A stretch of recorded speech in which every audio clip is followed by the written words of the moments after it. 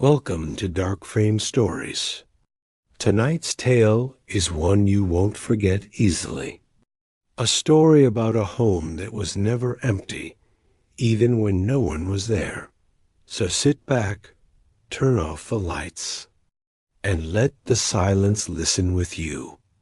They say every house has a history, but the one Adrian bought on the edge of town, just past the old railway tracks, had a heartbeat.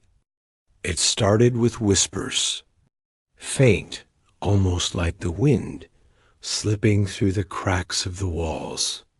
He told himself it was nothing. Houses settle, wood expands, and mind plays tricks. But this house didn't creak like others. It breathed. The first night, he heard footsteps above his room. He froze.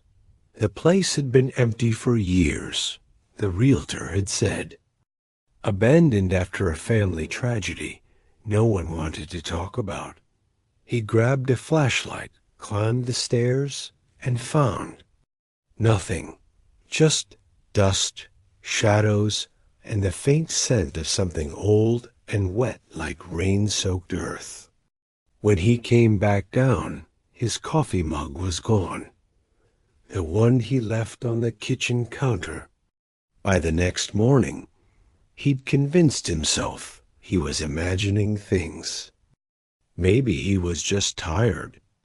Maybe this house needed him to believe it was normal. So he played along. But the house never did. Each night, things moved. Drawers opened by themselves. The front door unlocked after he'd bolted it. Once, he woke to the sound of humming from the hallway. A woman's voice, soft and calm, singing something he couldn't quite place. He wanted to leave, but every time he thought about packing up, something stopped him. Like an invisible weight pressing down on his chest. It wasn't fear exactly. It was a pull. A strange familiarity. On the fourth night, it started raining. Hard. The kind of rain that drowns out all sound. And yet, Adrian heard knocking. Slow, rhythmic, coming from inside the walls. He pressed his ear to the plaster and whispered, "Who's there?" The knocking stopped. Then 3 quiet words came back, clear as day. "You know me." Adrian stumbled back, his heart racing. He tried to tell himself it was the wind again, or his imagination. But deep down, something in that voice felt familiar. He barely slept that night. When morning came, he explored the house, desperate to find any logical reason. In the basement, behind an old sheet of plywood, he found a small door, child-sized. Inside was a narrow crawl space. A single wooden chair sat in the middle, facing the wall. On the wall, written in charcoal, were words repeated over and over again. "I'm still here." Adrian stumbled out, breathing heavily. He slammed the door shut and nailed it closed.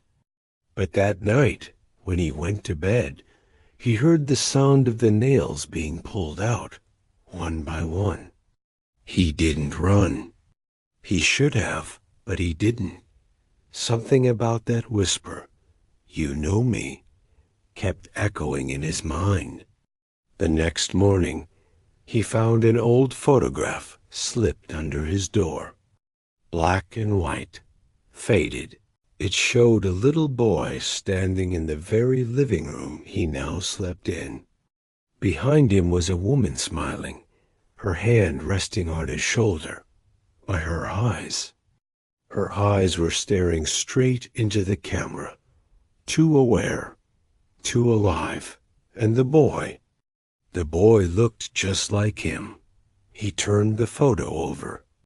On the back, in faint pencil, someone had written, "Home again." That was the moment he realized this house wasn't haunted by strangers. It was haunted by memory. He called the realtor, demanded answers. She hesitated, then sighed. "Mr. Blake," she said quietly, "that house belonged to your family. It's been in your name for decades. Didn't your parents ever tell you where you were born?" The world seemed to tilt. He dropped the phone. Suddenly, every sound in the house felt amplified. The heartbeat in the walls, the faint hum of that song returning again. He walked upstairs slowly. The air was thick, heavy with warmth, as if the house was expecting him. In his old bedroom, because that's what it was now, he found another photograph, this one framed neatly on the dresser. It showed the same woman holding a newborn baby. On the bottom of the frame, a carved name, Adrian. Tears welled in his eyes as he whispered, "Mom?" The humming stopped. Then, from behind him, that same voice, the same one from the hallway, spoke softly. "You came home." He turned around slowly, but there was no one there. Just a faint shimmer in the air, like heat over asphalt. Then something brushed his shoulder, warm, familiar, loving. He broke down, whispering through his tears, "I'm sorry. I didn't know." And the voice clear, almost smiling, replied, "Now you do." When the neighbors came to check on him days later, they found the house silent. No lights, no sound. The furniture covered in dust, as if untouched for years. But on the wall in the living room, someone had written in careful, looping letters, "We're home. Thank you for watching DarkFrame Stories." If this story gave you chills, don't forget to like, share, and subscribe for more tailies that crawl under your skin and stay there. Until next time, keep your lights on